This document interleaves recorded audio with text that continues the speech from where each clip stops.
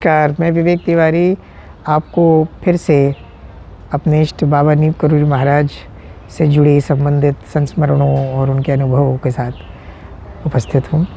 और जैसा पिछली बार मैंने नैनीताल की अपनी यात्रा में जो महाराज जी का अनुभव मुझे प्राप्त हुआ, जो मेरे गुरुदेव बाबा चंद्रशंकर शर्मा, बाबा श्री शर्मा के सानिध्य में उनकी कृपा से प्राप्त हुआ, और महाराज कि जो ये कथन कि निश्चयात्मक बुद्धि क्या होती है, इसके बारे में भी हमने जाना।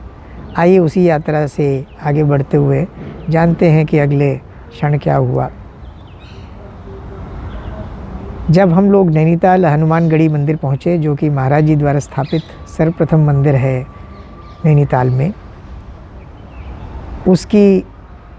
उसका पूरा इतिहास गुरुदेव द्वारा मुझे प्राप्त हुआ कि कैसे वो एक ऐसा स्थल था जहाँ बच्चों का शमशान था, और उसको महाराज जी ने एक पूजा स्थल में परिवर्तित कर दिया।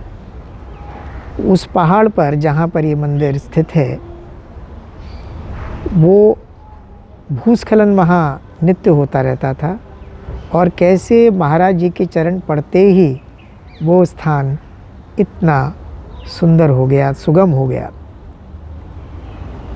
वहाँ का एक अनुभव है कि जब मैं गुरुदेव के साथ हम लोग सत्संग कर रहे थे, महाराज जी की चर्चा ही सत्संग है, तो जब निरंतर चर्चा हो रही थी तो वो हमारे पुराने अपने अतीत के महाराज जी के संस्मरणों को उजागर कर रहे थे कि कैसे उसी स्थान पर महाराज जी को कुछ सेकंड्स लगते थे उस पहाड़ पे चढ़ने के लिए नीचे से, वो भी वो भूमि जहाँ पर निरंतर भूस्खलन हो रहा हो, वो असंभव सा लगता है एक साधारण मनुष्य के लिए।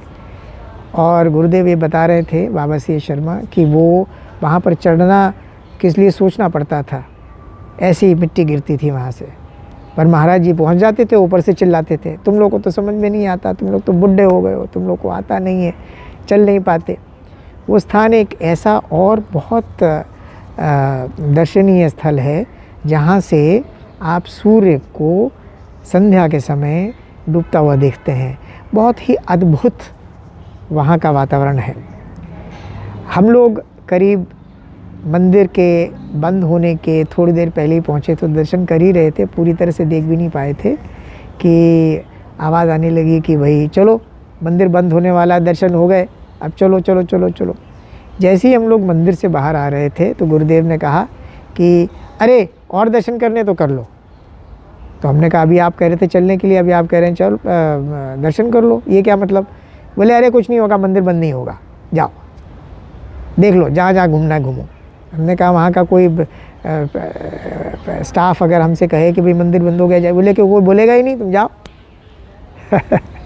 और हम लोग सब लोग चल पड़े दोबारा से पूरा मंगल, और पूरे लगभग आधे घंटे के बाद हम लोगों ने तृप्त होकर जब दर्शन करते हुए हम लोग जब वापस आए, तब तक किसी ने हमसे नहीं पूछा कि मंदिर बंद हो रहा है, आप लोग जाइए, और मंदिर बंद भी नहीं हुआ।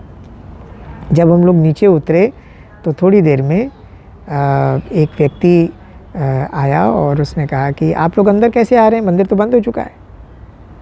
तो हमने कहा भाई अब हमने तो मंदिर के दर्शन, हमको तो पता ही नहीं मंदिर का क्या समय। बोले ये देखिए बोर्ड पे लिखा हुआ है बंद हो जाता है, आप लोग कैसे अंदर से आ रहे हैं?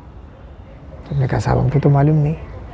तो उन्होंने कहा अच्छा ठीक है आप चलिए। तो उसने हमारे सामने मंदिर का दरवाज़ा बंद किया। तो ये महाराज जी के कुछ छोटे छोटे अनुभव हैं।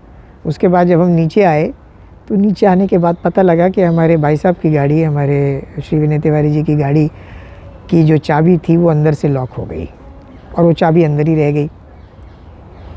इसी घटना को मैं थोड़ा सा और विस्तार पूर्वक आपको अगले वीडियो में पूरा समझाऊंगा।